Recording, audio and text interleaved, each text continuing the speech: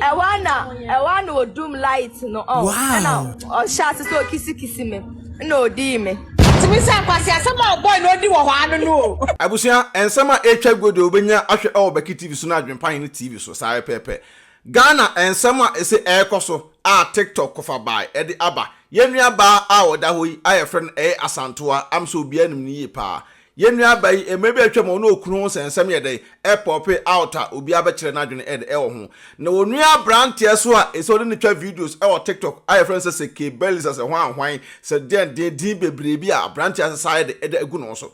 na ese dwumadi a brand eti efie ho a oye ne say oye oba na opese e bia woni ne kotwa videos a okwa adobedi kan ne say ono beda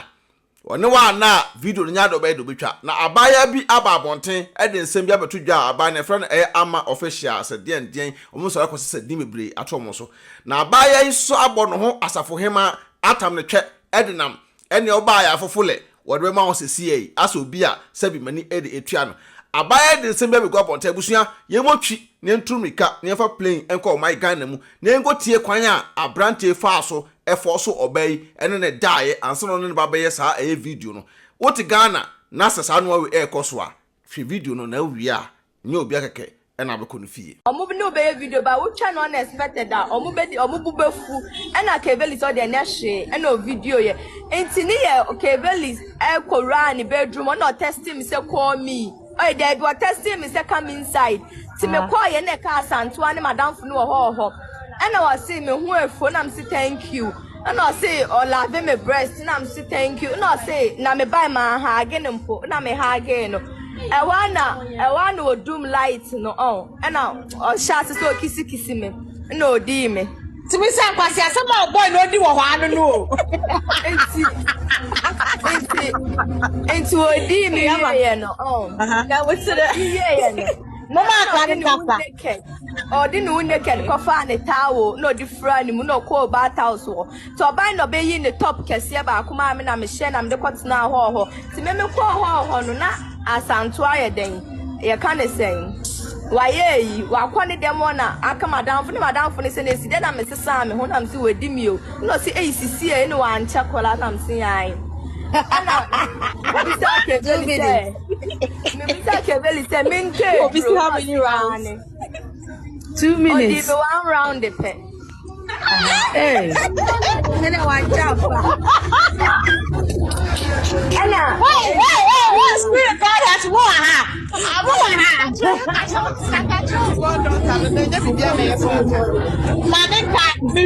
Miriam message me scary me facho mama me nka say fi say Asantewaa ye na ye me ya pan wo ne de do we ni na ba wan ko post me woni page ma nka we na emba some me yes come me yes say this I didn't know what delete video was so only do was come me this kanti or be bully me who was cars this is area yeah can asam no cranny yeah can it me card ye see bia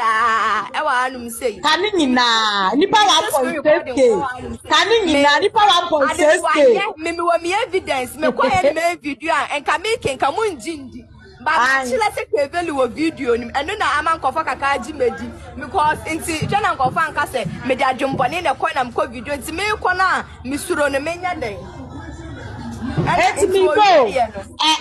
kamite owie na ye no say nka onu do nim say na me anim de krani na Keveli do nim say me nko na me ba no nim say madam for big count obeto a station no say ye 2 and I say nko nim na beda room na ye 2 Asantewaa na Keveli na kitchen na hall inti this one kwaje guest house ye den emma ye no de ye call guest house so metime de makọ ho kra Ghana this my Ghana TV for so far AdwenepaheneTv aka Enkrata Mukin Kong aka Fufukin aka Bema Yamfa na Yiranim enye form aka Mutuana Omotie Mr No Pressure wodi me chair pressure be the before na san from Mr International Man ye kasa kire wiase no na bi muso kasa kire elmonamfo ebusua ye nyina kwa kotie eye nsem a abaya yi ayefre no eye ama era beto eye abonten ekwan a eye nua ba Asantewaa enua Bema ayefre no eke bells e fa so ene de edae na me AdwenepaheneTv de for me blemu eye omienu nyina me blemu eye oba no na san blemu eye Bema no because sabi oba no ena ofa aka ekọ Bema no fie me de bebe no kweda no nam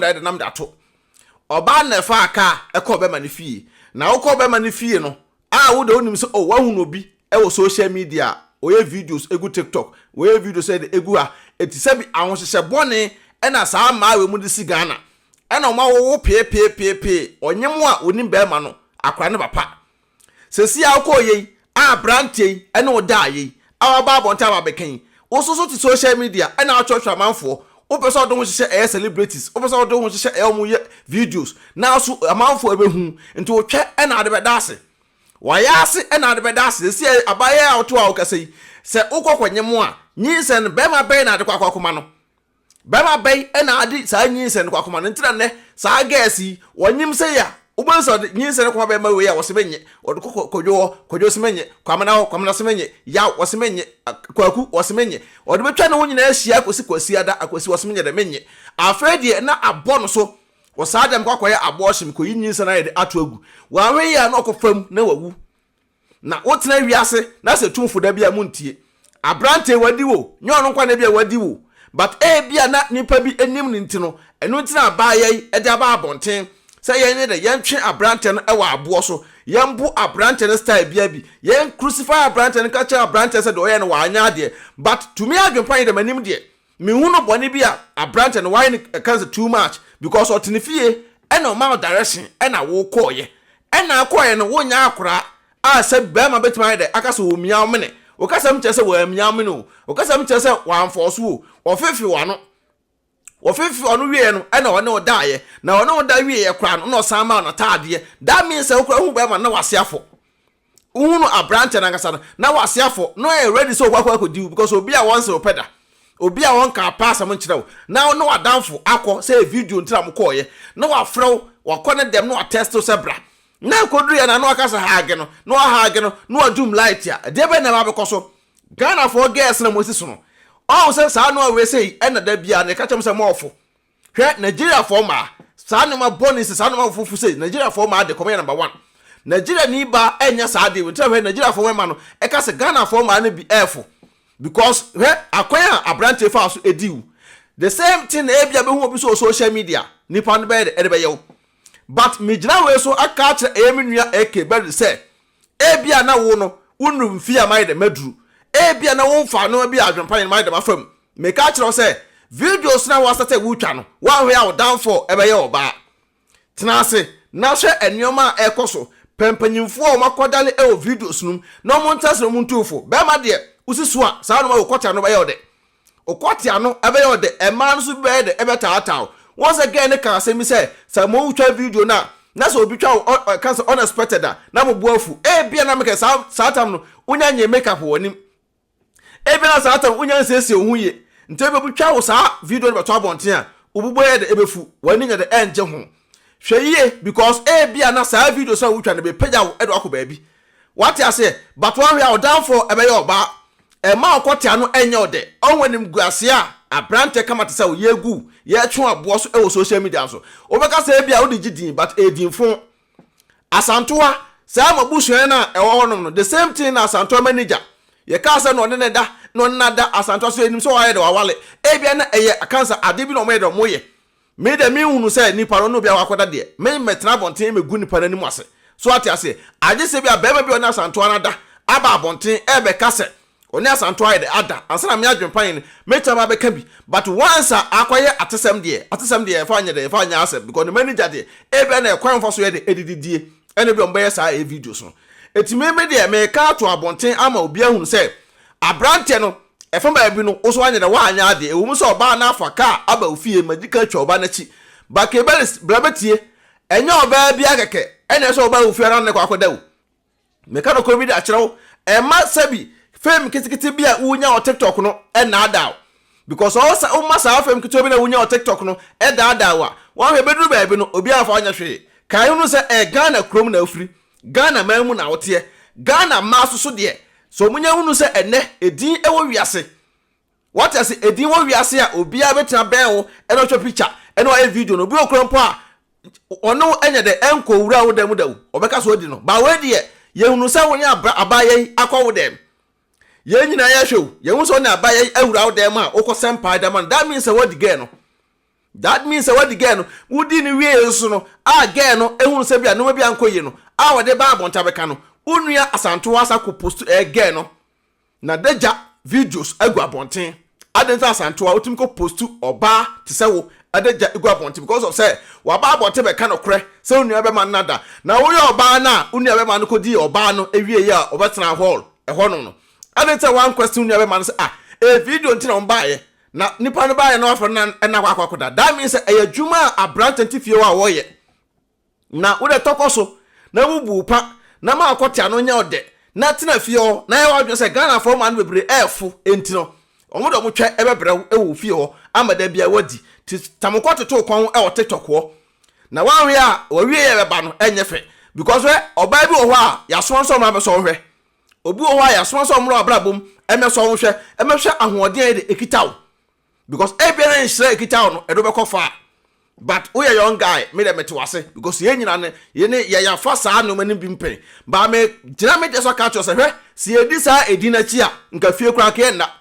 si edi na chi ene etwa ne ma asem na nka fie mpo ke na me adwenpa me to me ko adwuma e ba me wo fie me mpia biem because obo di wo ban yi a nka eti wo komo di ahwe from the dada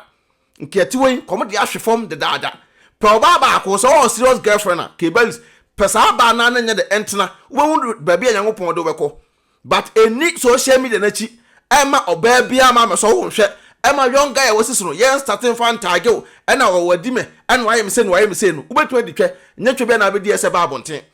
tena ase din na video we minim se eda oba do ubenya ahwe me two for sem nua panyini me two for sem nua panyina metia me ka sem dia kyerɛw eba na ema asem aye extra careful e wo social media no so wanya extra careful a se si abranta otuwe awu nua beta ko post obi adeja videos abigo abonte oba won nada o ento hu ase na te o oba won nada na nua bade ho abufu ko post na on adeja videos agu abonte no wo ba ma no sa so de ba abonte a we feel say ye extra careful membe de hu video no sabi mani anya de anje ho oba na anya ade oso anya ade enya oba bia na sabi wusisu a eso ne da obi wo ya so megu anim aseminim say woni ma bebrade de da because the way e kire say sam na woni ma be over 2 billion ada Ghana man but one say we e de na our bontin nti abrantie ye extra careful e o highway no so highway no ano hye e ma ne de unya gidin kakra bi obi abeba abeso ahwe but ye extra careful menye sa no mani bi serious girlfriend na ntena se de be ya wo so ni mo nyam ekita no e be ko nanim na daache watimi ayede awale sa oba na woni ye de na Asantewaa usumi tufo enye oba bia ena also ye ba ufie na wa ka mo na ba wura ufie na wo hu se sa ma na efu ntam do mutwa videos ntam nu be ma so atam no kote ato no kon tu nu be ma no fo tu nu be ma no efo what I say me de me ka no kra da ye de akere mo se de be ya edin a ekuta mo no mbeto maintain din no na mo didi ho ayede ache e onu be ma adwenpan ne aka enkrata mu kinkon wo ba so be ka fo tap send eda ma tap edwuma de ku a maso ya snap so send this car efra mo no na de ko Ghana tap app na make am for them o first time you app na obenya eye promo code o send this car na ya bebo dinagum say eye AdwenepaHene what you say obenya discount kama nyame boss ro boss ase o nhira de obedie ne obehye empire feeder me do basia peace out odo mi kokro ma ba o na mpato ko edo he ma mi wo fa bie mo se me send ni ska wo Ghana ma me na so wo fa send ni ska ni kwa so kokro na ma ye ne dey tuna fi send there e kwa bet na me announce tap nka dia tap send na no so ye dia apo aba obi adano dugu no phone so na wo dey register this send this ka kofi ayente na hwe sir na wo kwa bo ko trace ka extra ma mesra me kan for tap send amount so you so iPhone and also betam no akọ app store no download the go phone so Android phone so no akọ Google Play no download the go phone so mesra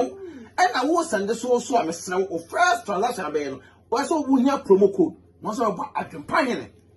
AdwenepaHene edagu yes ntimpacho uboguma wo Europe nko da obenya 5 euros free before the some party for some can tap send edamount wo America so ne Canada dia mama $10 to miss now man ha oba ho for say enko aponte no bi akwaso pe mpacho wo biara no na eko some nkwa be kwa aponte dem ma download this see atena fie mpacho na relax no one say mpie kwa aponte bi mi hu say me kwa aponte mama na ade a am de krompo ni say first one no so credit card nko a ene de tap Paul amante mo say dikanfo obehu ye mobo wo se unsu normal bank card utimi dey register SMS ka kofi asem de atadwe ya te de ti tap aba ama hiafo say send this kan ko Ghana Now rate no so come yen bia mama mesra me ka fa ma on se wani age